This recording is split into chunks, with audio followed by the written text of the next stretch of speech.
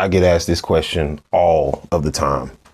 How is it being an American living alone overseas or in Africa?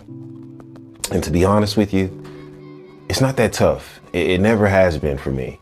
You know, I can't speak for other people who I've, interacted with who left the West and moved to the UK or Africa and, told me about their experiences. But for me, it was an easy transition because before I left to go overseas in the UK where things didn't work out, doesn't mean that I'm a failure. You just progress from there and move on. Before I moved overseas, I was living on my own in Houston, Texas, but I didn't have a life. And I felt like, aside from doing, TV shows and movies and stuff like that, I wanted to explore. I wanted to travel, and I did. The thing about me, though, is when I traveled, I didn't really have a set plan. I went in to different environments, different communities, different countries, not knowing what I was getting myself into. And what I mean by that is that I'm just a very trusting person when I first go to different areas.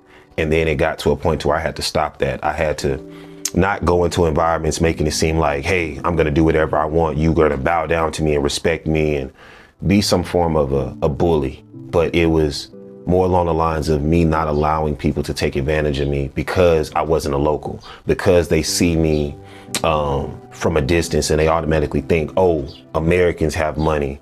Let's try to scam this person and get all of their money, all of their resources. And then you hear stories all the time about people who leave the West and they take everything with them and they lose everything and they have to go back home.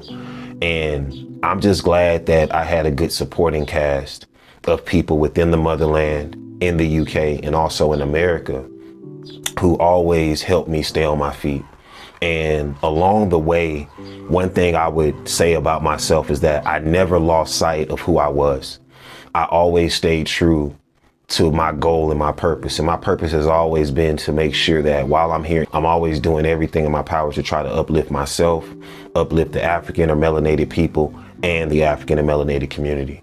And, while doing that, I've met some extraordinary people. I've had extraordinary moments that I'm still having till this day. And it's really hard to fathom at times, but I embrace it.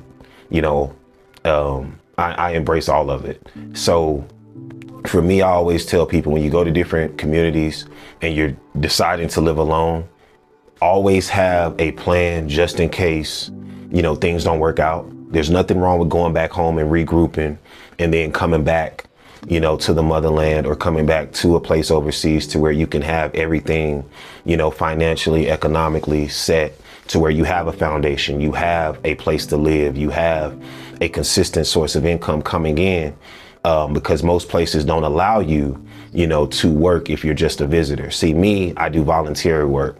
So that means aside from, the things that I do outside of volunteering, I know for a fact that, I do have consistent income coming in, and that's a beautiful thing. So always make sure that you have a foundation set. Make sure that if you're renting out a place, you rent it out for 3 to 6 months in advance. So that way, even if you lose everything, you'll still have a place to stay. And make sure that you're not dealing with scammers. Do research. Try to know people, virtually before you actually move to a place. Do background checks. I mean, everybody's information is all over the internet. So you could always do research. If you can't find out true information about someone, I would say that's a red flag. So don't go that route. Another thing is learn the languages. Me, I don't really speak well. I know the recent video, people saw me speaking Chichewa. I'm not the best, but I do understand the language when people are speaking it to me and around me. So that way I can know who I can and cannot trust. So learn the languages. Even if you have to get a translation app, get that. The other thing I want to say is when it comes in regards to living in the motherland, being alone, embrace the atmosphere, embrace the beauty, embrace the scenery, embrace, the cultures, embrace the people. because there's a lot of phenomenal people out here. There's a lot of people who actually love and respect Americans. There's a lot of people who, always treat, me with the utmost respect, just because they know for a fact, even though I was born in another part of the world, I'm still one of them. I'm melanated. So at the end of the day, I am honored. I'm grateful to have had the experiences that I've had while living overseas. I'm glad that I've met a lot of phenomenal people. I'm glad that the people who helped raise me have supported me along this long journey. And, it's always good to know that whenever I'm alone, living in the motherland, living in Africa as a foreigner, I feel like I'm still connected to all of those people who have been with me all along. And that's the beauty of, living alone in Africa.